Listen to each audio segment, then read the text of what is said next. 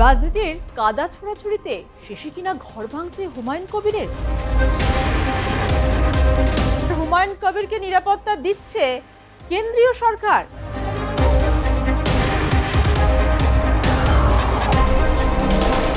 রাজ্যের শাসক দল কেন তার ঘর ভাঙতে উঠে পড়ে লাগলো?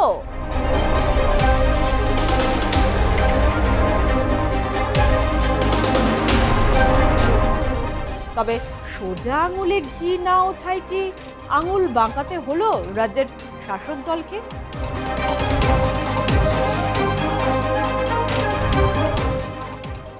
তবে কি রাজনীতির কারণে এবার হুমায়ুন কবিরের মেয়ের সংসার ভাঙতে চলেছে, যেমনটা হয়েছে ওই ফিরহাদ হাকিমের? রাজনীতির কাদা ছোড়াছুড়িতে শেষে কিনা ঘর ভাঙছে হুমায়ুন কবিরের। শেষে কিনা হুমায়ুনের জামাই যোগ দিতে চলেছে তৃণমূলে। এও কি সত্যি? অন্যদিকে তার নয়া দল জনতা উন্নয়ন পার্টি রাতারাতি নাম বদলে হয়ে গেল আম জনতা উন্নয়ন পার্টি। ভোটের আগে কি গ্যাড়া করেই না পড়লেন কবির সাহেব, আবার নাকি প্রাণ সংশয়ে ভুগছেন তিনি। আর হুমায়ুন কবিরকে নিরাপত্তা দিচ্ছে কেন্দ্রীয় সরকার। কি হচ্ছেটা বলুন তো? সবই যেন গুরুপাক হয়ে যাচ্ছে। ভিডিওটা স্কিপ না করে দেখতে থাকুন, তাহলেই জানতে পারবেন হুমায়ুন কবির রাজনীতির অলিন্দে কতটা খেলা জমিয়ে দিয়েছেন। তাকে নিয়ে চিন্তিত না বলেও রাজ্যের শাসক দল কেন তার ঘর ভাঙতে উঠে পড়ে লাগলো? তৃণমূল থেকে সাসপেন্ড হওয়ার পরপরই বাবরি মসজিদের ভিত্তিপ্রস্তর স্থাপন ও নতুন দল খুলে আলোচনার কেন্দ্রবিন্দুতে হুমায়ুন কবির। জনতা উন্নয়ন পার্টি নামে হুমায়ুন কবিরের দল এবার ভোটে বড় ফ্যাক্টর হবে বলে জোর গলায় দাবি করেন তিনি। এমনকি মুখ্যমন্ত্রীর মুখ তিনিই হবেন বলে বিতর্কের ঝাঁজ আরও বাড়িয়ে দেন। অভিষেক বন্দ্যোপাধ্যায় তো হুমায়ুন কবিরকে গদ্দার বলেও কটাক্ষ করতে ছাড়েননি। আর সেই হুমায়ুন কবিরের ঘর ভাঙতে চলেছে কে আবার? তৃণমূল। পুরনো মাদক মামলায় ইতিমধ্যেই বার কয়েক ডেকে পাঠানো হয় তার জামাই রায়হান আলী ও তার বাবাকে। এমনকি তাদের ব্যক্তিগত সম্পত্তিও বাজেয়াপ্ত করা হয়। এ যেন ওপর চাপ। হুমায়ুন কবির রাজনৈতিক প্রতিহিংসা বলেও অভিযোগ করেন। এমনকি তিনি এও অভিযোগ করেন তার জামাই রায়হান আলী ও তার বেয়াই শরীফুল ইসলামকে তৃণমূলে যোগ দেওয়ার জন্য চাপ দেওয়া হচ্ছে।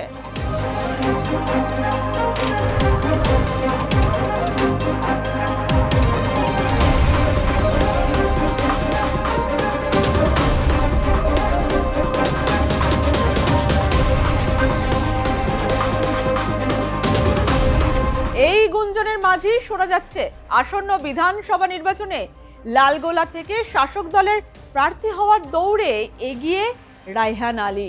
এমনও শোনা যাচ্ছে খুব তাড়াতাড়ি তৃণমূলের পতাকা হাতে তুলে নিতে দেখা যাবে রায়হান আলী ও শরীফুলকে। তবে সোজা আঙুলে ঘি না ওঠায় কি আঙুল বাঁকাতে হলো রাজ্যের শাসক দলকে? রায়হান নিজেই নাকি স্বীকার করেছেন রাজনীতির অলিন্দে পা রাখার কথা। 10 বছর হলো হুমায়ুন কবিরের মেয়ে নাজমা সুলতানার সঙ্গে বিয়ে হয়েছে। এতদিন তো রাজনীতিতে নাম লেখানোর কথা ওঠেনি। তবে এখন কেন তা নিয়ে প্রশ্ন উঠেছে।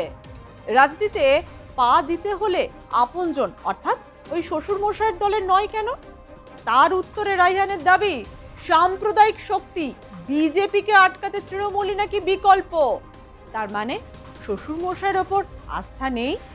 তিনিও তো বিজেপির বিরুদ্ধেই লড়াই করছেন। তবে কি রাজনীতির কারণে এবার হুমায়ুন কবিরের মেয়ের সংসার ভাঙতে চলেছে, যেমনটা হয়েছে ওই ফিরহাদ হাকিমের? ফিরহাদ হাকিমের জামাই তো এখন হুমায়ুন কবিরের দলে। হুমায়ুন কবির অবশ্য এই নিয়ে এখনো মন্তব্য করতে নারাজ। এখানেই শেষ নয়, হুমায়ুন কবির আরও বিপাকে পড়েছেন।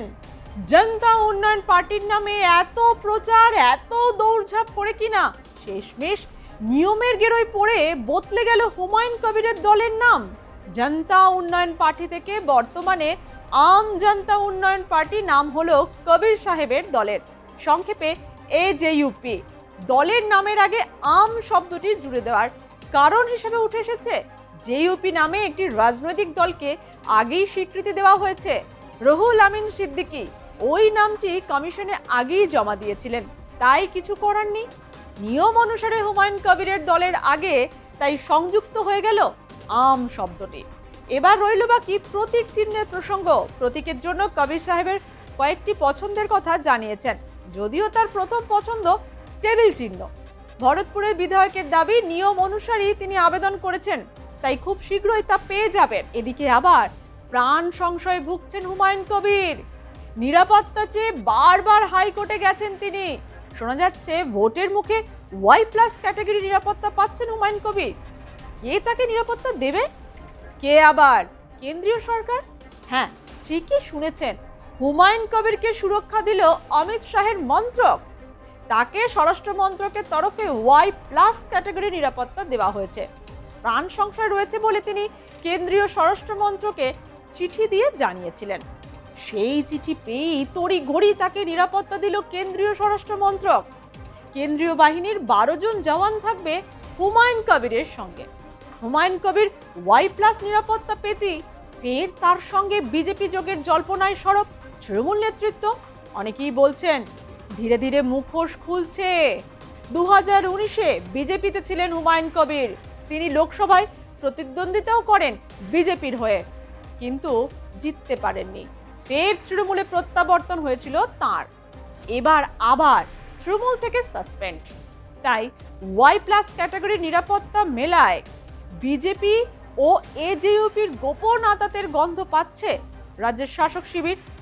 ভোটের নির্ঘণ্ট প্রকাশের আগে এত কাণ্ড বাংলায়। আগে আগে দেখুন কি হতে চলেছে এই বাংলার ভোটে। আর হুমায়ুন কবির তো খেলা জমিয়ে দিয়েছেন।